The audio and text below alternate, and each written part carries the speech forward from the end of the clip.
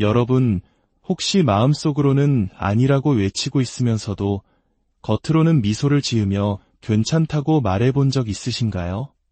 불편하고 부당한 상황에서도 그저 좋은 사람이 되기 위해, 갈등을 피하기 위해 나 자신을 억누른 경험이 있으신가요? 오늘 이야기가 여러분의 마음에 작은 울림을 준다면 구독과 좋아요로 그 마음을 표현해주세요. 여러분의 작은 관심 하나하나가 더 많은 분들에게 위로와 지혜를 전하는 빛이 됩니다. 그 빛을 나누는 여러분의 삶에 늘 평안이 가득하기를 기도합니다. 오늘은 제 개인적인 이야기를 통해 우리 모두가 배울 수 있는 깊은 교훈에 대해 이야기해 보려고 합니다. 이 이야기는 저의 추락과 그에 대한 반응에 관한 것입니다. 모든 세세한 부분을 다 말씀드릴 수는 없다는 점을 미리 양해 구합니다. 여러 법적인 문제와 얽혀 있어 구체적인 묘사는 어렵지만 이 경험의 핵심만큼은 여러분과 꼭 나누고 싶습니다. 끔찍한 시간이었지만 그 속에서 저는 제 인생을 관통하는 거대한 깨달음을 얻었습니다. 물론 이런 방식으로 배우고 싶지는 않았지만 때로 경험은 가장 혹독한 스승이 되기도 하니까요. 지난 한 달 동안 제 삶에는 감당하기 힘든 두 번의 충격적인 사건이 있었습니다. 두 사건 모두 그것이 벌어지던 순간 저는 매우 심각한 위험에 처해 있었습니다. 자칫하면 제 인생이 송두리째 바뀌거나 심지어 목숨을 잃을 수도 있는 끔찍한 사고였죠. 그중 한 사건으로 인한 부상은 앞으로 몇 달간, 어쩌면 그보다 더 오랫동안 저를 괴롭힐 것입니다. 지금도 꾸준히 치료를 받고 있고 언젠가는 회복되리라 믿고 있지만 이 일로 제 삶의 평온한 리듬은 완전히 깨져버렸습니다. 물론 제가 지금 여러분께 이렇게 이야기를 하고 있으니 목숨을 잃거나 신체의 기능을 완전히 상실한 것은 아닙니다. 하지만 저의 하루하루는 이전과 완전히 달라졌습니다. 그 위험했던 몇 초 동안 제 몸과 신경계는 마치 세상이 무너지는 듯한 재앙이 닥친 것처럼 반응했습니다. 그 이후 한 달간 저는 트라우마의 모든 급성 반응을 겪어야 했습니다. 끔찍한 악몽에 시달렸고 감정은 무뎌졌으며 식욕도 변했습니다. 시도 때도 없이 공황 발작이 찾아왔고 주변의 모든 소리와 움직임에 병적으로 예민해졌습니다. 삶의 의미와 목적을 잃어버린 듯한 공허함에 빠져 오직 혼자 있고 싶다는 생각뿐이었습니다. 며칠 전에는 잠을 자다가 비명을 지르며 깨어나는 끔찍한 경험을 했습니다. 평소에 저답지 않은 모습이었죠. 아마도 심리학자라는 직업이 이럴 땐 도움이 되는 것 같습니다. 저는 그것이 무엇에 관한 것인지, 왜 그런 반응이 나타나는지 스스로 분석하고 이해할 수 있었습니다. 이건 내 몸에 각인된 기억에 대한 반응일 뿐이야. 괜찮아, 그냥 흘려보내는 과정이야 라고 스스로를 다독이며 겨우 진정할 수 있었습니다. 어린 시절 이후로는 한 번도 겪어보지 못한 참으로 불안하고 당혹스러운 경험이었습니다. 그런데 제가 이 두 번의 끔찍한 상황에 빠지게 된 근본적인 원인은 바로 저의 폰 반응 때문이었습니다. 폰 반응이라는 말이 생소하게 들리실 겁니다. 심리학에서는 트라우마에 대한 인간의 생존 반응을 보통 투쟁, 도피, 동결의 세 가지로 설명합니다. 하지만 여기에 네 번째 반응이 있는데 그것이 바로 폰, 즉 아첨 혹은 순응 반응입니다. 이것은 위험한 상황에서 상대를 기쁘게 하거나 비위를 맞추거나 상대의 요구에 순응함으로써 자신을 보호하려는 무의식적인 생존 전략입니다. 이것은 의식적인 선택이 아니라 오랜 시간에 걸쳐 몸에 각인된 반사적인 행동입니다.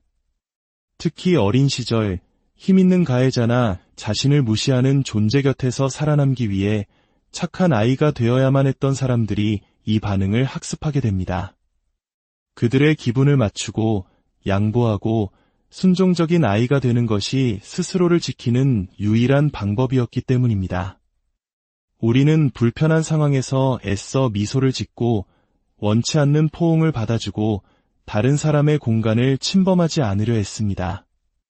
늘 까다롭지 않고 쿨하고 전혀 부담스럽지 않은 사람으로 보이길 원합니다.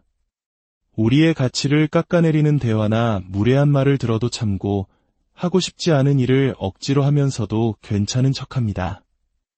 이 모든 것은 비굴해서가 아닙니다.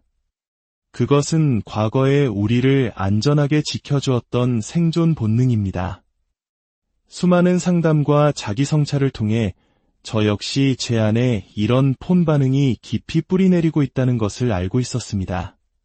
그리고 이번 두 번의 사건에서 저는 여지없이 이 반응에 굴복하고 말았습니다. 하지 말았어야 할 일에 동의했고 가고 싶지 않았던 장소에 순순히 따라갔습니다. 그리고 그 결과는 재앙이었습니다. 설상가상으로 저는 트라우마 자체보다 더 끔찍한 두 번째 고통을 겪어야 했습니다. 그것은 바로 사건 이후 주변 사람들이 보여준 반응이었습니다. 사람들은 저에게 이렇게 말했습니다. 그게 그렇게까지 심각한 일이야. 그들의 말은 제 자신에 대한 의심을 불러일으켰고 어쩌면 내가 너무 과민 반응하는 건 아닐까 하는 생각에 저를 괴롭게 했습니다. 일부러 그렇게 되길 바란 건 아니었어. 전에는 한 번도 그런 일이 없었는데 와 같은 어처구니 없는 변명을 늘어놓거나 제가 도움이 절실히 필요할 때 슬그머니 사라져버렸습니다. 저는 순식간에 그들에게 처리해야 할 귀찮은 문제가 되어버렸습니다. 다른 사람들이 저의 고통을 외면하려는 그 태도는 세상이 안전하지 않다는 느낌을 증폭시켰고 트라우마의 상처를 더욱 깊게 파고들었습니다. 누군가 당신에게 끔찍한 일을 겪었다고 말한다면 제발 그 말을 의심하지 마십시오. 그 사람이 화를 낼 자격이 있는지 없는지를 당신이 판단하려 들지 마십시오. 그저 그 사람의 아픔을 위한 공간을 내어주고 그 고통을 있는 그대로 들어주십시오. 원래 저를 안전하게 지켜주기 위해 만들어졌던 폰 반응은 한 달 사이에 2번이나 저를 치명적으로 위험한 상황으로 몰아넣었습니다. 한때는 보호막이었던 생존 반응이 이제는 저를 해치는 족쇄가 되어버린 것입니다. 저는 이 사건들을 통해 폰 반응의 바닥을 쳤다고 생각합니다. 이 생존 방식이 실제적인 신체적 위협으로 이어지는 끔찍한 결과를 직접 목격하고 나서야 제 안에 무언가가 뚝 하고 끊어졌습니다. 솔직히 말해 이렇게 변해버린 제 자신이 조금은 낯설고 차갑게 느껴지기도 합니다. 예전보다 더 냉정하고 조금은 더 요구하는 것이 많아진 사람이 된 것 같습니다. 제 스스로도 그런 제 모습을 판단하고 있죠. 다른 사람들이 이 변화를 눈치챘는지는 모르겠습니다. 하지만 저는 압니다. 저는 이전보다 훨씬 더 자주 아니오라고 말하고 있습니다. 그리고 그 파급 효과로 저는 사람과 상황을 분별하는 능력이 더욱 예리해졌습니다. 조금이라도 불편하거나 안전하지 않다고 느끼면 더 이상 그 상황에 저를 밀어넣지 않습니다. 어디가 진정으로 안전한 공간인지, 누가 안전한 사람인지 비로소 깨닫게 된 것입니다. 이런 끔찍한 경험을 통해서만 이 교훈을 얻어야 했다는 사실이 너무나 슬픕니다. 하지만 마치 중독자가 바닥을 쳐야만 변화를 결심하는 것처럼 저 역시 이 폰 반응의 바닥을 경험하고 나서야 비로소 이 모든 역학관계를 명확하게 볼 수 있게 되었습니다. 이것이 나르시시스트나 해로운 관계에서 살아남는 것과 무슨 관련이 있을까요? 여기에 중요한 차이점이 있습니다. 이번이 제 인생의 첫 번째 위험한 사건은 아니었습니다. 어린 시절과 청소년기에도 끔찍한 일들이 있었습니다. 하지만 그때는 지금과 같은 틀이 없었습니다. 나르시시즘, 가스라이팅, 인지 부조화, 조력자, 부정과 같은 개념들을 알지 못했습니다. 그래서 과거의 트라우마는 저의 폰 반응을 더욱 강화시키는 쪽으로 작용했습니다. 모든 것을 제 탓으로 돌렸고 건강하게 반응하는 법을 배우지 못했습니다. 하지만 이제는 압니다. 이 개념들을 이해하는 것은 마치 안경을 쓰는 것과 같습니다. 안경 없이는 모든 것이 흐릿하게 보이지만 이 지식의 틀을 통해 상황을 보면 모든 것이 명확해집니다. 무엇이 진실인지, 왜 그런 일이 일어났는지를 똑똑히 볼 수 있게 되는 것입니다. 저는 여러분이 저처럼 끔찍한 일을 겪고 나서야 이 유해한 순환에서 벗어나길 원치 않습니다. 만약 당신이 나르시시스트적인 관계 속에 있거나 그 상처에서 회복 중이라면 당신은 이미 매일 작은 신호들을 받고 있습니다. 그 신호들을 기록하십시오. 그런 일들이 일어나고 있다는 것을 스스로에게 상기시키십시오. 그리고 연습해야 합니다. 분별하는 기술, 깊이 관여하지 않는 기술, 좋은 소식도 나쁜 소식도 공유하지 않는 법을 배워야 합니다. 그리고 아니오라고 말하는 연습을 하십시오. 사실 이번 2번의 위험한 상황에서 제 몸은 이미 알고 있었습니다. 제 몸은 분명히 경고 신호를 보냈습니다. 하지만 예에 바르고 수능적이고 좋은 관계를 유지하고 싶었던 저의 일부는 그 신호를 무시했습니다. 그리고 미소를 지으며 말했죠. 물론이죠. 괜찮아요. 그렇게 맞춰드릴게요. 제 몸은 언제나 진실을 알고 있었습니다. 하지만 다른 사람과 연결되고 싶고 사랑받고 싶은 마음, 쿨하고 유연하고 드라마 없는 사람으로 보여야 한다는 강박, 아무것도 필요로 하지 않는 투명 인간처럼 보여야 안전하다고 믿었던 저의 일부가 몸의 소리를 억눌렀던 것입니다. 상황은 결국 극단적인 방식으로 저의 그 쿨한 자아를 죽음의 공포에까지 몰아넣고 나서야 그 목소리를 멈추게 했습니다. 흥미롭게도 최근 제가 꾸었던 악몽 속에서 저는 잠결에 소리를 지르며 깨어났습니다. 저는 잠든 채로 도와주세요. 그리고 싫어 라고 외치고 있었습니다. 어쩌면 제 평생에 걸친 폰 반응을 끝내기 위해 필요했던 것은 마침내 아니오라고 절대 안 되라고 외칠 수 있는 용기였을지도 모릅니다. 그리고 그 외침은 제 의식이 아닌 가장 깊은 무의식, 제 온몸이 송두리째 흔들리는 경험을 통해 터져나왔습니다. 앞으로 저는 여전히 예의 바른 사람일 겁니다. 하지만 그 예의 바름 속에서 단호하게 아니오라고 말할 것입니다.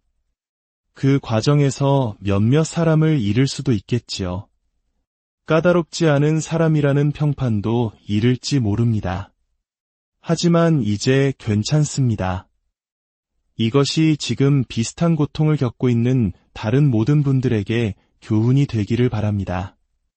우리가 유해한 춤에 더 이상 참여하지 않을 때 우리는 요구하는 게 많다, 이기적이다, 까다롭다는 비난을 받을 수도 있습니다. 새로운 정체성으로 살아간다는 것은 그런 평가에 익숙해지는 것을 의미합니다. 나르시시스트와의 관계에서 살아남은 우리는 다른 사람이 우리를 어떻게 생각하는지에 대해 지나치게 신경 씁니다. 그것이 불안정한 관계를 유지하는 데 필수적이었기 때문입니다. 하지만 이제는 아닙니다. 부디 제가 겪었던 지경에 이르기까지 자신을 방치하지 마십시오. 당신의 몸이 보내는 신호에 귀를 기울이십시오. 그리고 당신의 아니오를 찾으십시오. 시간을 갖고 당신의 몸을 믿으십시오. 다른 사람들이 당신에 대해 멋대로 이야기하도록 내버려 두세요. 당신이 그들의 비위를 맞춰주지 않는다는 이유만으로 말입니다. 그들의 반응을 똑똑히 지켜보십시오. 해로운 사람들은 보통 2번에 걸쳐 우리에게 상처를 줍니다. 첫 번째는 우리를 위험에 빠뜨리는 것이고 2번째는 우리를 그 위험 속에 내버려 두는 것입니다. 이 진실을 받아들이는 것은 고통스럽습니다. 하지만 반드시 해야만 합니다. 당신의 몸은 언제나 정답을 알고 있습니다. 그 목소리에